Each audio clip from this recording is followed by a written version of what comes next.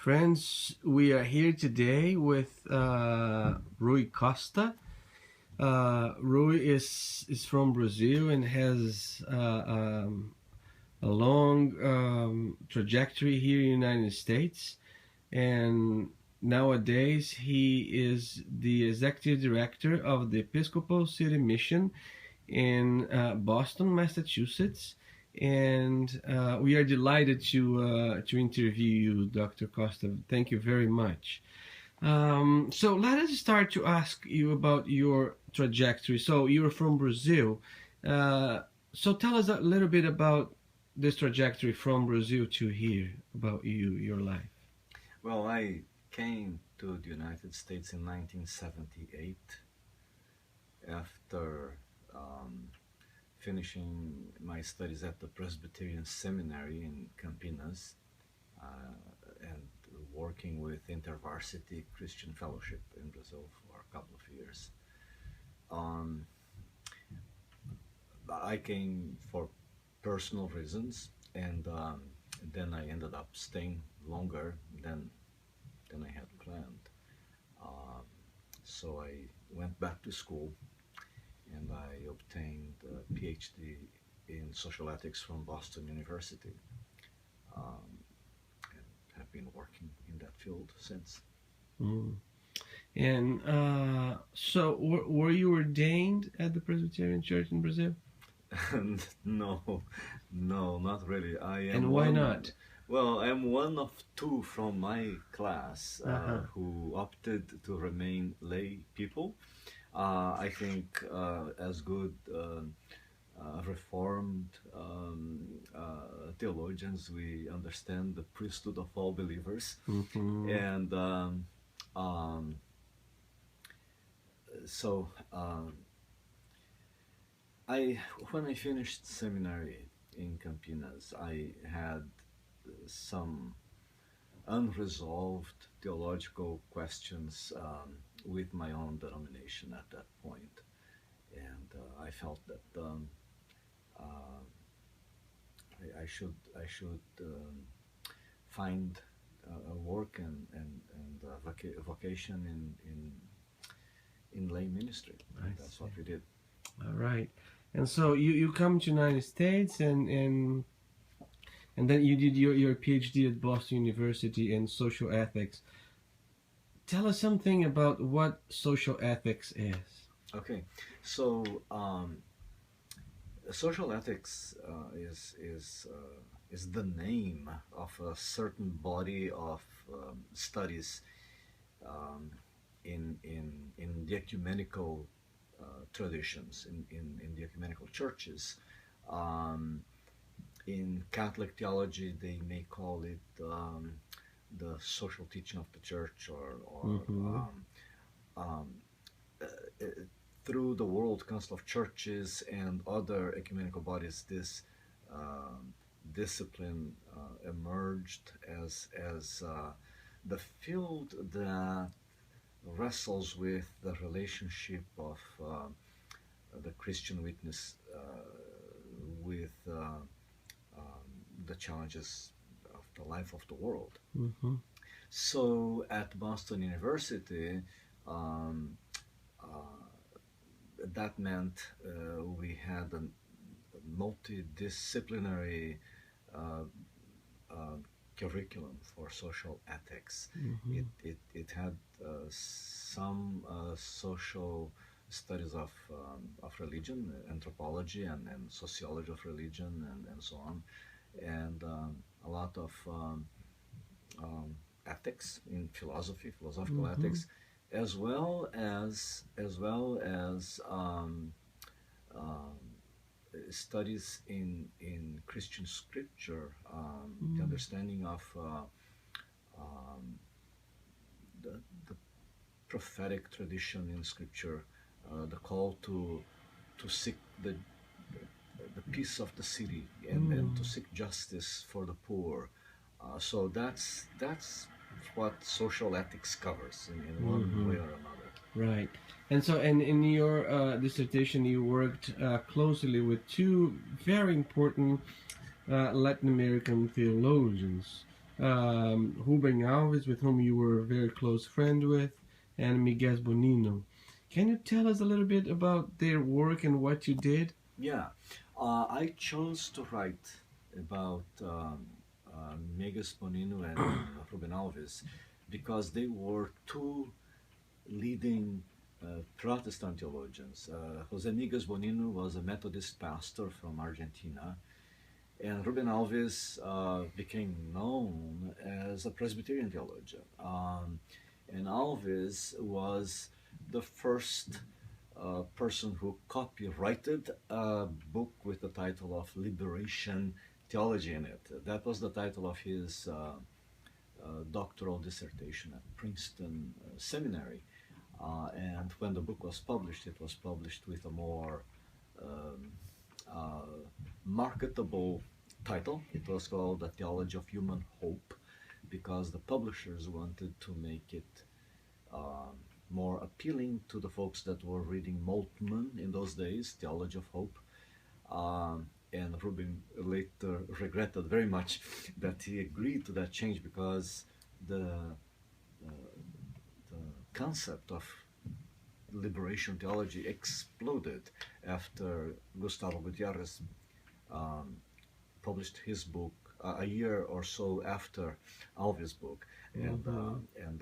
So I chose to look at the work of Ruben Alves and José Miguel Bonino because I had a sense that before liberation theology became known and the movement of the Catholic based communities exploded, before that there was a Protestant ecumenical uh, witness in Latin America, in Brazil.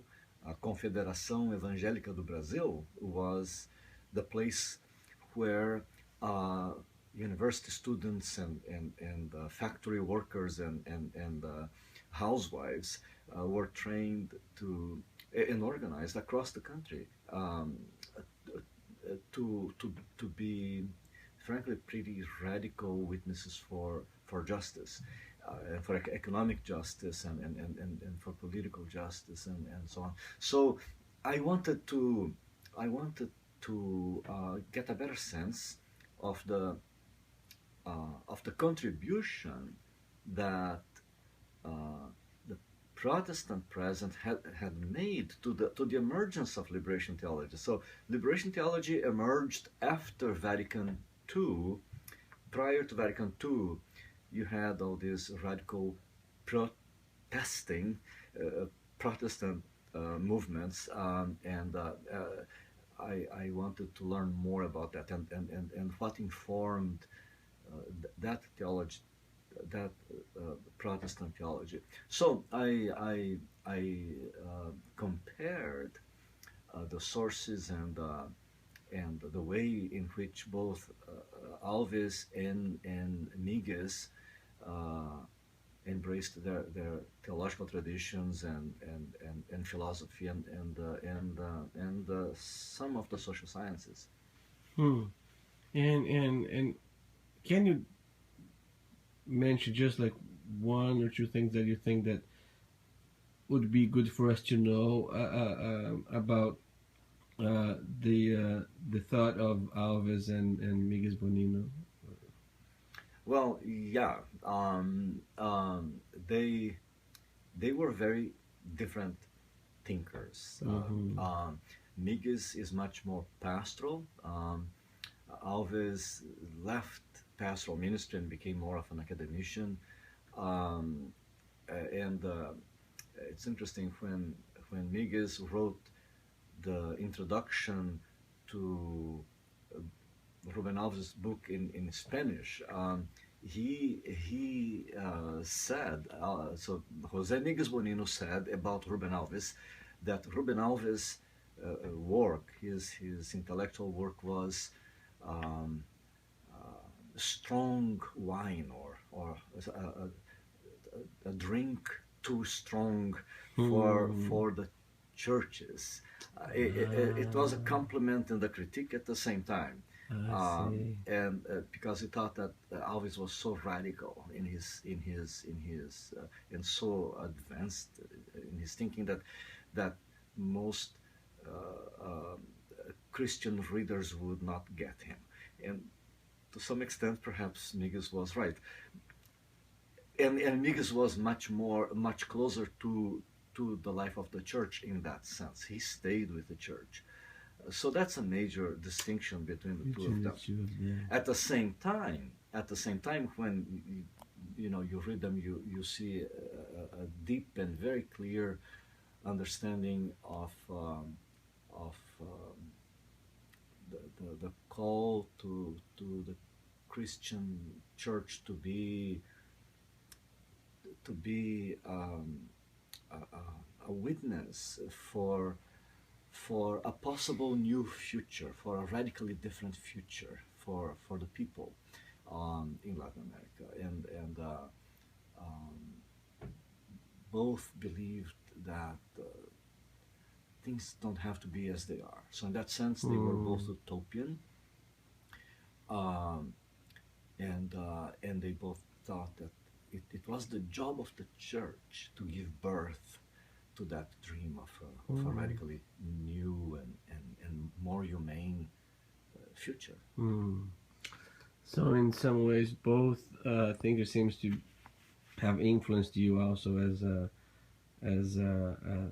theologian, I think, and also as a person that works deeply with the church, right? And it reminds me of your work with the Social Policy Committee at the Presbyterian Church of the United States that you were a chair for a few years. So can you tell us about your work in this commission and what this commission did or what it does? Yes. So the job of the advisory committee on social witness policy is to be that agency within the Presbyterian Church USA that addresses the General Assembly directly on issues of the social witness of the church. So at every assembly, the General Assembly receives overtures from presbyteries, from synods, from various places, addressing um, concerns of Presbyterians on social issues. And it's a wide spectrum of issues, and they shift with the times. So at one point, the focus may be more on racial justice and anti-racial racism work, or it may be more a concern around women's issues, or you know, my sense is that for a long time, every assembly had some overture or another addressing abortion, either seeking the church's support for some uh, battle around abortion, or trying to change the church's policies on abortion, and then um,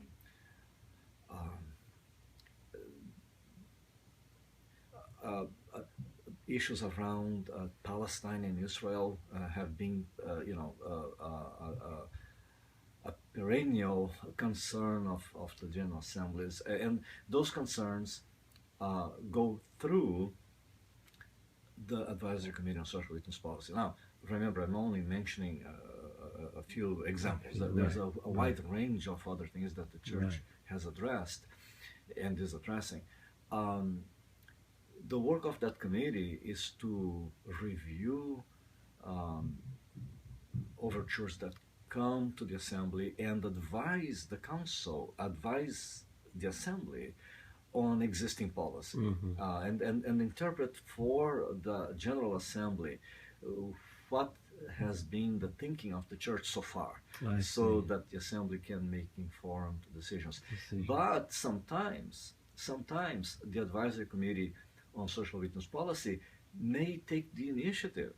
Uh, the, the, the, the, the committee has the authority to bring to the table a new issue that perhaps no one is addressing. Okay. So, for example, during my time as chair, we created a document on families. I don't remember the title of the document, but it was a very hard document to write. It had to be written a few times because it was rejected, addressing the changing format of families in the United States and the needs of different types of families. We wrote a series of documents also on the globalization of the economy and the role of the church as a witness and also as an economic agent, because the Presbyterian Church has billions of dollars invested in the markets. So we wrote documents inviting congregations to study the globalization of the economy and our responsibility as a large denomination in that process. That's fantastic. So, and you continue that work doing during your time also working with the Massachusetts Council of Churches, right, for 10 years. So how does the social ethics also influence your work? Can you tell us a little bit about what the council did in Massachusetts? Yeah. So the witness of the Massachusetts Council of Churches is more focused on the state of Massachusetts and Massachusetts legislation. During my time, we were able to get the state of Massachusetts to pass a healthcare proxy bill. It took a long time. It took 17 years. So this effort began way before I became the Associate Director for Public Policy, and that effort failed year after year after year because of the political and religious orientation of the legislature in Massachusetts. So there was a huge resistance to the notion of allowing people to reject medical treatment at some point in their lives. What we were able to do was to negotiate with many other partners and get to a point where there was a draft bill that would allow adults in full control of their faculties to assign another adult to be their proxy. So the law is very simple. The law says that if I am well, I can choose you as my proxy. I can choose my brother, my sister, my wife, whoever I want to be the person that then will make decisions for me if I become incapacitated. If I have a car accident or become ill and I am unable to make decisions for myself, then that person would have the right to make that decision. We, as an ecumenical council, were able to lead a coalition of partners concerned with that question and craft language that was eventually approved by the Massachusetts legislature and signed into law. That's law now. We did many other things during my time, and the council continues to work on things like trying to reduce the impact of gambling and resistance to expansion of gambling in Massachusetts. The Massachusetts Council of Churches is a strong advocate for state programs that take care of people in need, of families in need, and low-income schools and so on. So the council is very much in the ecumenical tradition of social ethics, and that is the frame that guides the work of the council. That's what I did at the Council of Churches. That's fantastic. And now working at the Episcopal City Council, so you're still doing a lot of things related to social issues as well. And you mentioned for me today that you were doing some of teaching people to do community organizing in different parts of Massachusetts. Can you tell us a little bit about that?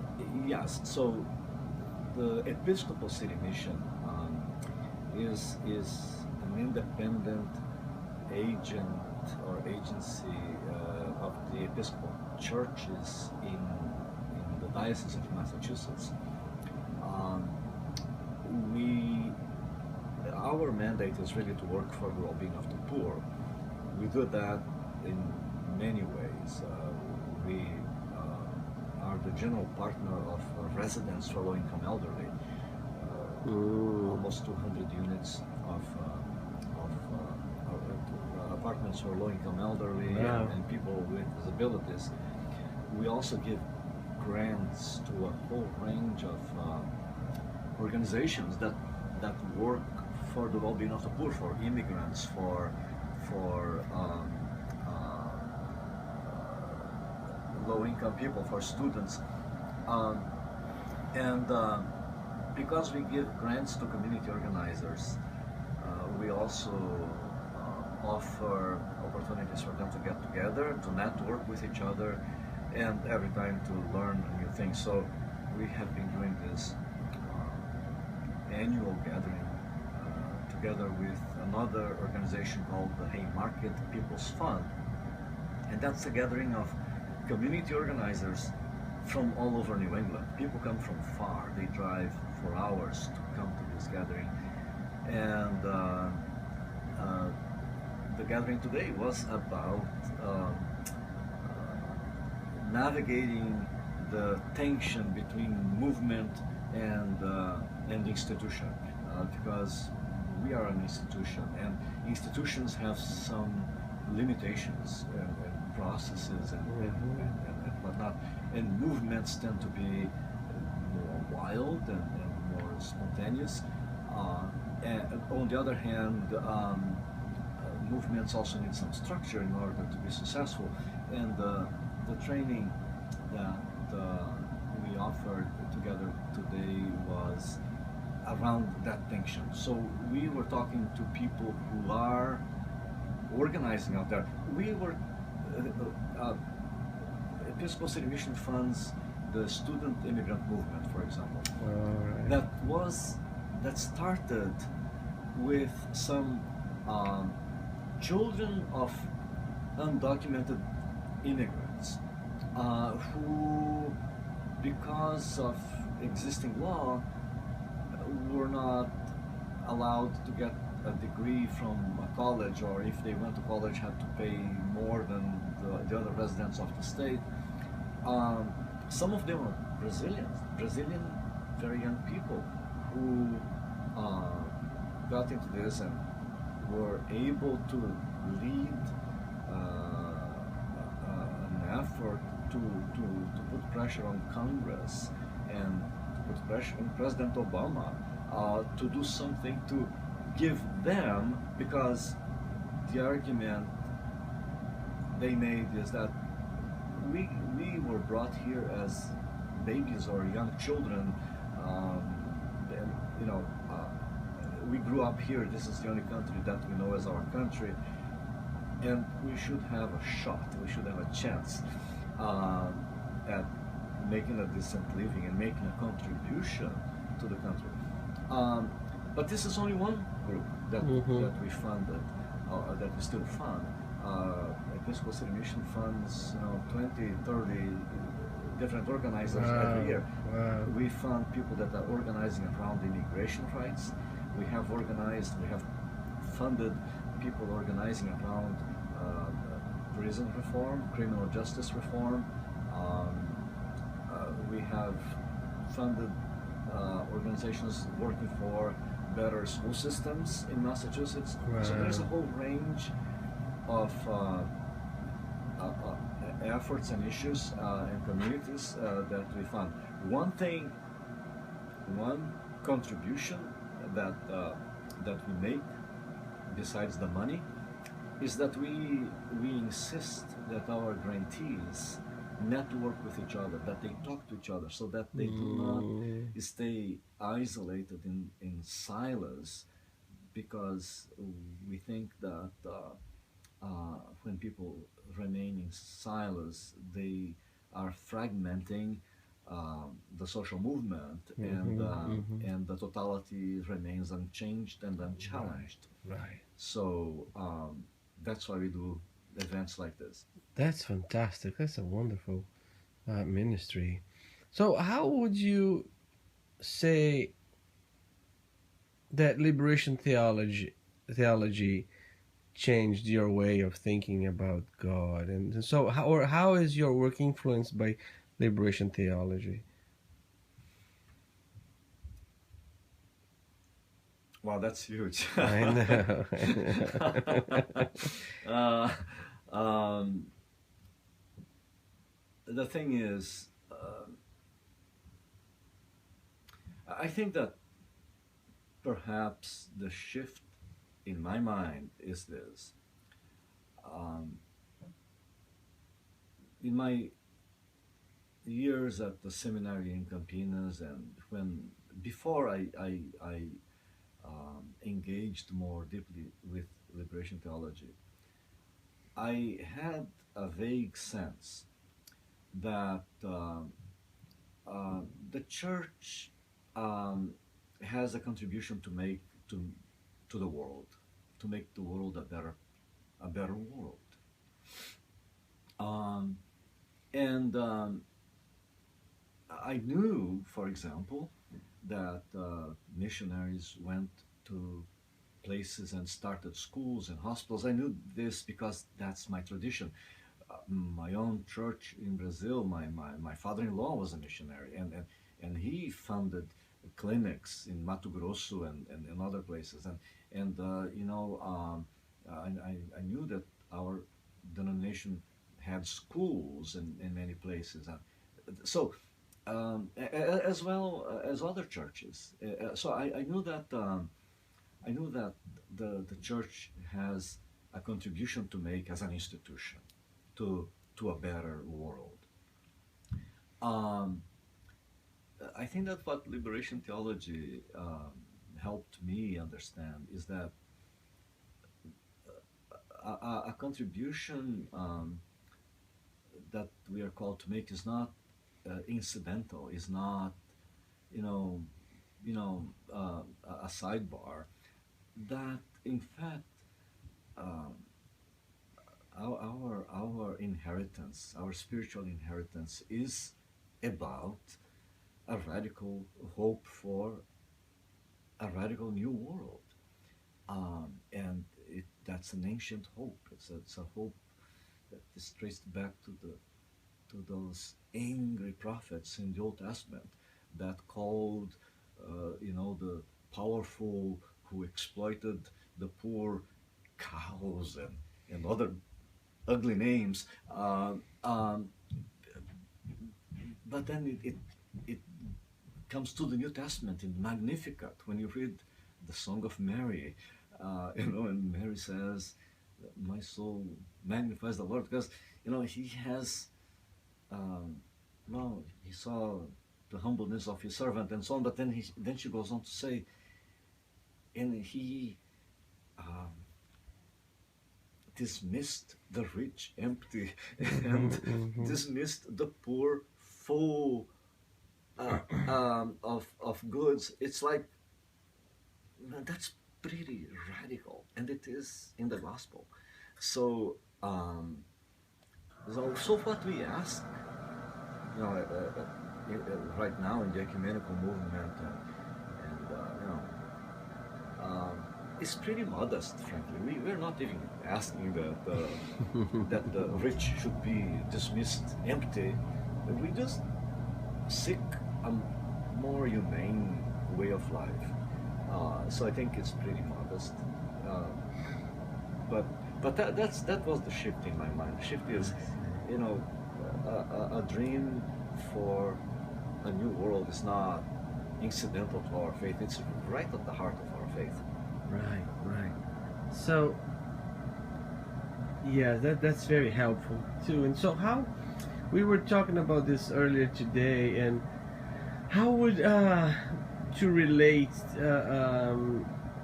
social ethics with liturgy, and I was intrigued by what you said. So, how does a social ethicist a theologian would approach liturgy. What is liturgy for you? Ha. So, yeah, there is a tension, I think, that we need to live with. We need to make it work. And the tension is, again, my formation is in Reformed theology. I find myself, my convictions, my theology being Reformed theology. And in Reformed theology, a key pillar of Reformed theology is salvation by grace. So the tension as an ethicist is this, is that ethics and social ethics has to do with what we are called to do or not to do, but it has to do with our work. Liturgy has to do with the work of the people, right? It's the ergos from the Greek. And I know I'm not a liturgist, but I know that in liturgical theology, the debate rages about is this liturgy the work of the people or God's work in which the people participates. But going back to my Reformed roots of salvation by grace, and also looking at worship in Scripture, I am inclined to think that the best contribution that Christian liturgy has to offer to our world is the concept of rest. Liturgy is rest, and I find that in the Exodus, after the people are delivered from Egypt, the commandment to keep the Sabbath is framed by that note. Scripture says, I am the Lord your God who delivered you from Egypt. Therefore, you shall keep the Sabbath holy. And in the Sabbath you shall not work. You will remember that you were a slave. And the way you're going to remember that is by not working. You shall not work, your slave shall not work, your dog shall not work, your donkey shall not work. Everybody's going to rest. It's not only the humans, but the whole creation should rest to remember that God delivered them from slavery. So that's the dialectical tension that I think we need to make work as the contribution of Christian liturgy to our world, precisely because we live in a world that is overstressed with too much work on the one hand, too much consumption, which taxes nature, taxes creation on the other hand, and unequal distribution of the benefits of labor and nature. So as an ethicist who wrestles with what we are called to do or not to do, what our work is,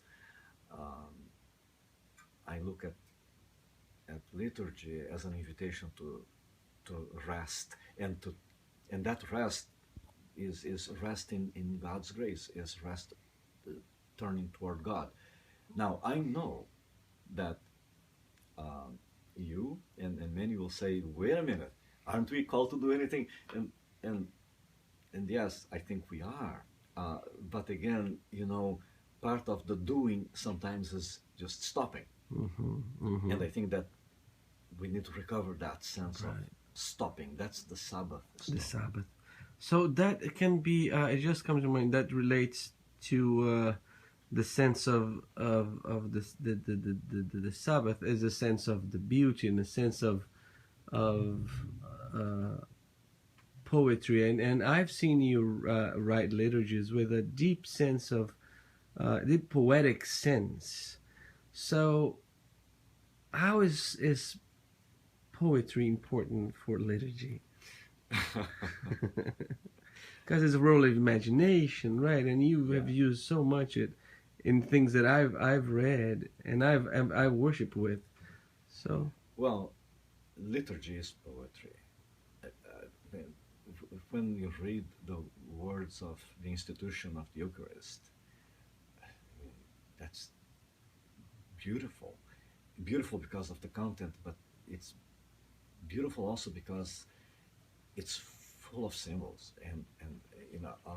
So when we think of a meal, when we think of wine and bread, uh, by the way, in the Jewish tradition, the notion of the Sabbath is also full of the concept of pleasure.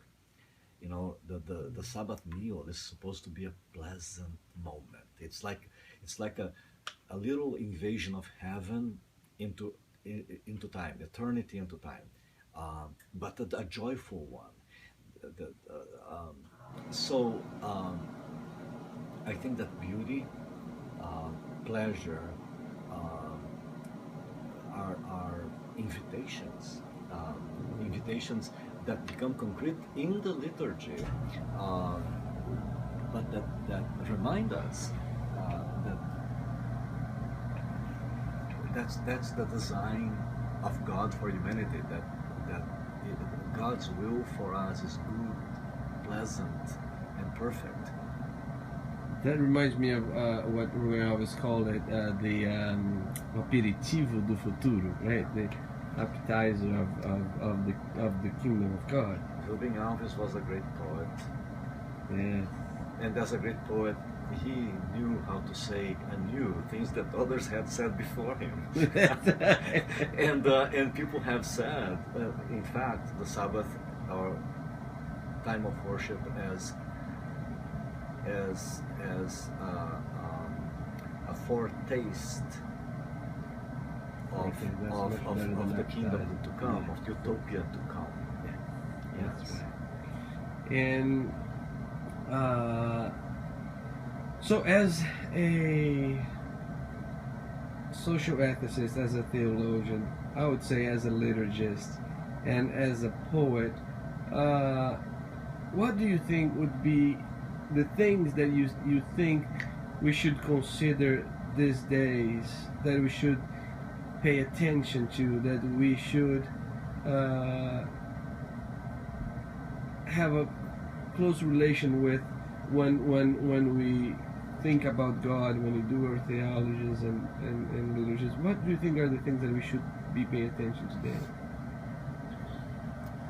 I have been impressed over and over again with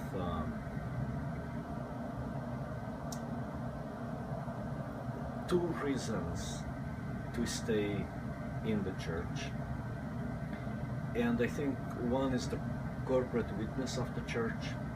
The church, the churches in general, as a as a as a as a as a as a, as a body, have a role in the public square. Has a voice, and that voice is needed. So I think that as we do liturgy, we need to be mindful that what we do as liturgy is a public event, and it has meaning for the world. We do liturgy. Again, the priesthood of all believers. We're all priests interceding for the well-being of the world. Mm. So there is that corporate aspect of liturgy, and I think that the language that we use, the songs that we sing, the prayers that we pray, need to be designed with that in mind. Mm. That we are not offering worship to God in a bubble. We are in the world, and our worship and the rituals that we do have implications for the world.